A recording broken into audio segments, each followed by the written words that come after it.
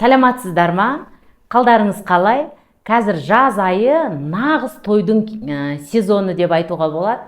Көптеген жастар жанұя құрып, үлкен қадам басып жатыр. Дәл осы кезде бізде жүктілік көбейеді, себебі екі жұп қосылып жанұя құрып жатыр. Жүктілікті көптеген жастар жоспарламайды. Сондықтан бұл өте маңызды айтылатын тақырып деп есептеймін. Жүктілікті жоспарлау үшін біз алдын ала дайындалу керекпіз.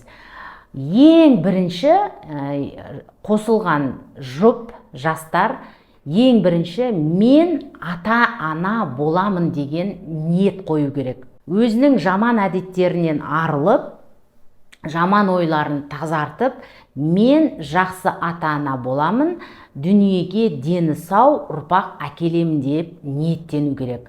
Одан кейін физикалық, яғни физиологиялық ағзаға мән беру керек. Біз өзіміздің денсаулығымызға мән беру керекпіз. Дені сау ата-анадан дені сау бала туылады. Сондықтан ең бірінші ниеттен кейін біз специалистерге, яғни мамандарға жүгіну керекпіз.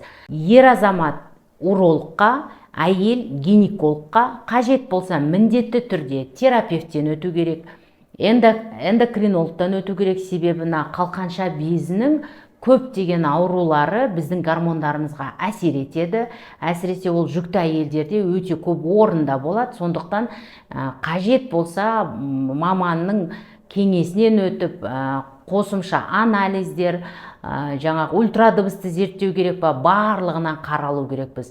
Кардиологқа бару керекпіз. Жүрек қан тамырымен ауыратын ақаулар өте көп. Егер ол жерде де қажет болса, аурулардың емін міндетті түрде алу керекпіз. Бүйрек аурулары, уролог, нефрологқа бару керекпіз. Әсіресе көп адамдар мән бермейтін бір специалист бар, ол тіс дәрігері.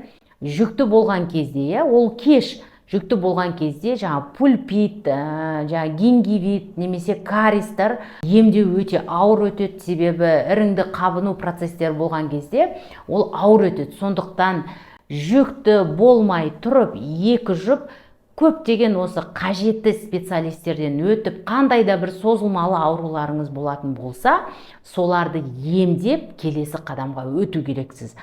Одан әрі қарай жалпы қан анализі, биохимиялық анализдер, жаңағы фолий қышқылы, витаминдерге, ферритин, гемоглобин, тағы да басқа қажетті анализдер нақты маманға барылғанда беріледі. Соның барлығынан өтіп, егер дефицит дейді ғой, жаңағы жетіспеушілік болса, сол жетіспеушілік макро-микроэлементтерді, витаминдерді, темір жетіспеушілік болса, темір анемияға қарсы қанды толықтыратын препараттарды қолданып, ағзаны дефициттерден толықтырып, толыққаны дені сау ата-ана болу керек.